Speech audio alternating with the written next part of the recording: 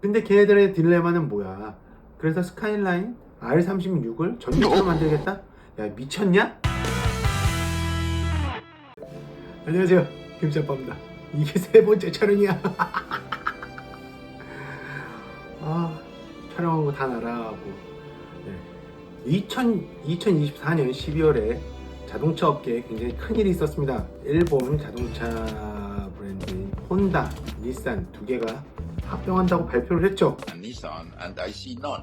한국에는 그렇게 큰 영향을 미치진 않을 것 같아요.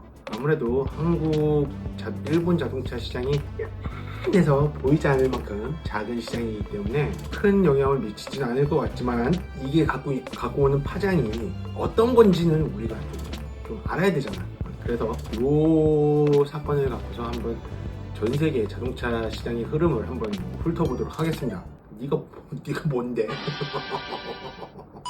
혼다, 닛산, 전 세계 판매량으로 따지면 거기 곁다리로 미쯔비시까지 3사, 이거를 혼다에서 인수를 하면서 우리는 이거를 닛산을 살리기 위해서 인수를 하는 게 아닙니다, 그런 얘기를 했단 말이야. 닛산은 부채 비율이 120%야. 그러면 이게 합병을 하면 누가 봐도 옛날에는 르노가 닛산이랑 같이 합작을 했어요. 빚덩어리를 뱉었단 말이지. 그랬더니 이 닛산의 지분이 공중에 뻥 시장에 나와 있는데, 이거를 대만의 폭스콘, 반도체 회사죠. 폭스콘이 우리가 전기차를 만들어 볼까? 뭐 이러면서 요거 괜찮아 보이는데 요렇게 된 거야. 그랬더니 일본이 회사 이름 자체가 닛산이야. 일본산이라고. 니온산. 그 닛산을 다른 나라가 가져가면 이상하잖아. 그러니까 혼다 보고서 니네가 가져가면 조금 우리가 좀 도와줄게, 뭐 요런 모종의 딜이 있었겠죠. 제 나름대로 생각한 카더라지만, 그러면서 혼다랑 닛산이 한솥밥을 먹게 됐습니다. 이런 일이 왜 생겼는가? 요걸 한번 살펴보자고. 제가 보는 가장 결정적인 이유는 중국 차들이 잘 팔리는 거예요. 중국 차들이 위상이 점점 커지면서 일본 차들이 안 팔리기 시작한 거예요. 중국 내에서. 중국 시장이 무시할 수 있는 사이즈가 아니잖아요. 전 세계에서 가장 큰 시장인데, 그래갖고서 중국에다 투자를 많이 했는데 중국 차가 갑자기 뻥 커지면서 그 시장을 확 끌어간 거야. 그랬더니 이 회사들이 흔들리기 시작했죠. 그 신호탄이 닛산과 혼다의 합병입니다. 지금 일본 차뿐만이 아니라 독일 차조차도 폭스바겐 30% 구조 조정. 독일 내에 있는 공장도 다들 파냐. 자동차 시장이 중국차 하나로 다 휘둘리고 있단 말이야. 근데 이게 윈윈이야? 혼다는 SUV 라인업이 약해요. 근데 닛산은 후륜구동차도 있어. 너바나 뭐 이런 픽업 트럭도 있고 있단 말이야. 이 셰시를 가져다 쓸 수 있어. 혼다의 VTEC 엔진 이런 거 닛산이나 미쯔비시가 가져다 쓸 수도 있겠죠. 그래서 우리는 윈윈이야 라고 얘기를 했단 말이지. 근데 저는 이게 일본차 자동차 산업의 무너짐의 전조 증상이라고 생각을 해. 자, 여기서 두 번째 이유가 나옵니다. 일본 차는 울거먹는 시스템이에요. 90년대에 잘 나갔던 이런 차들 다시 가져와서 담을 쪽 빨아먹고 단종, 쪽 빨아먹고 단종. 판매량 1위 브랜드 토요타를 봅시다. 토요타 GR 수프라 가져왔어. 근데 엔진이 어떤 게 들어갔어? BMW가 들어왔어. BMW 엔진이 있어요. 수프라란 말이야. GR86 엔진 수바루에서 만들었어. 내가 직렬 4기통 엔진이 아니라 수평대항 엔진이 들어갔단 말이야. 그런 식으로 개발을 제대로 안 하고 옛날 거 가져다가 조금 양념 쳐서 다시 내놓고 닛산 Z 차대는 뭐야? 350Z야.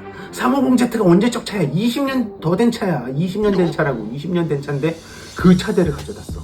소비자들이 봤을 때는 20년 전에 좋은 기억을 갖고서 내가 지금 차를 다시 살려고 가서 봤더니 20년 전에 팔았던 차를 그대로 팔고 있네? 이렇게 되는 거라고. 좋아지긴 좋아졌겠지. 좋아졌는데 뭐 바뀐 게 없어. 이게 예전에는 돈을 버는 방법이었을 거예요. 방법이었는데 지금 와서는 이게 맞질 않는 거야. 예전 랜드크루저 V6 엔진 들어가고 막 이랬던 시절이 있었는데 지금 4기통 터보 엔진 들어갔어. 옛날만 못해 뭐 이렇게 된 거야. 북미 시장, 유럽 시장 이런 데서 막 몰락을 하고 있는 거야. 중국 시장에서는 중국 차들이 다 때려주고 휘어잡고 지금 혼다랑 닛산이랑 합병을 했지만 이게 제가 봤을 때는 일본차 자동차 산업의 몰락의 시작이 아닌가라는 생각이 들어요. 살짝. 거기다가 일본 차들은 새 기술을 만드는데 소홀히 했단 말이야. 지금 자동차들은 자율주행 전기차가 화두란 말이야. 근데 일본 차들은 잘 나갔던 그 영광에 사로잡혀서 새로운 걸 만들어야 하는데 주저했단 말이야. 그게 안 됐어요. 일본 애들이 뒤늦게 전기차를 만들려고 중국 차를 갖고 왔어. 중국 차를 가져다가 얘는 어떻게 이렇게 싸게 만드는 거야? 그래서 뜯어봤더니 타산이 안 맞는데라는 얘기가 나올 정도로 싸게 나오는 거야. 중국 차들이. 그만큼 중국 정부에서 지원을 많이 해줍니다. 막 밀어주는 거야. 다른 회사들 다 죽을 때까지. 우리가 중국 거 어떻게 써라고 얘기는 하지만 다이소나 뭐 어디 가서 생필품 조그만 거 사려고 그러면 다 중국 거잖아요. 근데 걔네들의 딜레마는 뭐야? 그래서 스카이라인 R36을 전기차로 만들겠다? 야 미쳤냐? 이렇게 나온다는 거지. 얘네가 전기차 새로운 브랜드를 만들어내는데 주저하고 있는 거예요. 그게 얘네의 패착이야. 일본 차들 패착이었다. 그게. 그런데 요 사건으로 인해서 이득을 보는 회사가 있어. 어디야? 한국의 현대자동차. 어머. 작년도 현대자동차가 뭐 역대급 판매를 했죠. 전 세계 판매 3위가 그래요. 현대차가 왜 여기서 이득을 본 거야? 제가 예전에 한번 영상에 이야기를 한 적이 있어요. 우리는 뱁새니까 황새를 쫓아가다 가랭이가 찢어져. 럭셔리의 한 우물을 팠던 독일 3사. 럭셔리 너무 비싸. 독일 3사 너무 비싸. 싼 차 사자. 이러는 거에 밀려나가기 시작했어. 그래서 얘는 감산을 해야 돼. 재밌는 차, 빠른 차, 막 이런 거 만들자. 오밀조밀 만들자. 이걸로 탑을 가려고 했던 일본 차들도 가랭이가 지금 찢어지고 있잖아. 그랬는데 우리는 일본 차만큼은 안 만들어요. 이거 봐, 조금 떨어져도 뭐 비슷하게는 만들지 않나요? 독일 차처럼 럭셔리하게 못 만들어요. 그래도 우리는 제네시스 만들잖아요. 약간 떨어지는 제네시스 만들잖아요. 그래서 약간씩 모자란 모지리들을 만들었는데 이걸로 리즈너블한 프라이스, 리즈너블한 퀄리티, 이 시장을 잡은 거야. 내가 아무리 없어도 나는 중국차는 못 사겠어. 이 시장을 잡았다. 필리핀에서도 스타리아, 카니발 엄청 많고요. 그리고 심지어 난 아이오닉 5M도 봤어. 이게 잘 팔리는 게 눈에 보여. 한국 차들이. 내가 봤을 때는 앞으로 향후 한동안은 한국 차들이 휘어잡을 거예요.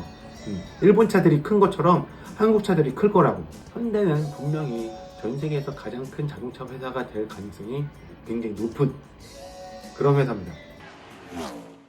이 사건으로 뭐가 궁금해?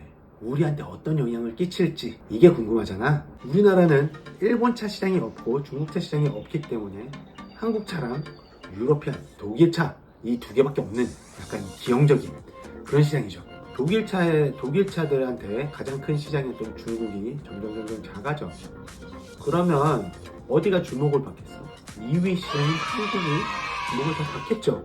그 단적인 예로 필리핀에서 포르쉐 911을 주문을 하면 2년 가까이 걸려요. 뭐 뉴질랜드에서 주문하면 1년 걸려요. 다 1년씩 넘게 걸리고 막 이래. 한국에서 지금 911 주문하면 8개월이면 받아요.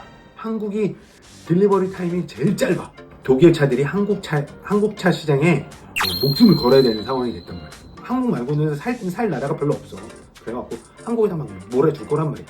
그러면 뭐 조금은 한국 시장에도 조금 도움이 되지 않나라는 생각이 듭니다. 뭐 이게 뭐 사실 이거는 뭐 제 나름대로 생각한 카더라지만 밝아 보여요. 조금 미래가 밝아 보입니다. 제가 봤을 때는 일본 차들이 이러다가 조만간 무너질 겁니다. 무너지기 전에 빨리 제대로 된 일본 차를 사고 싶네요. 네. 수동 미션이 들어간 내연기관 자동차 한 대 사고 싶었던 김치 아빠였습니다. 시청해주셔서 감사합니다. 바이바이.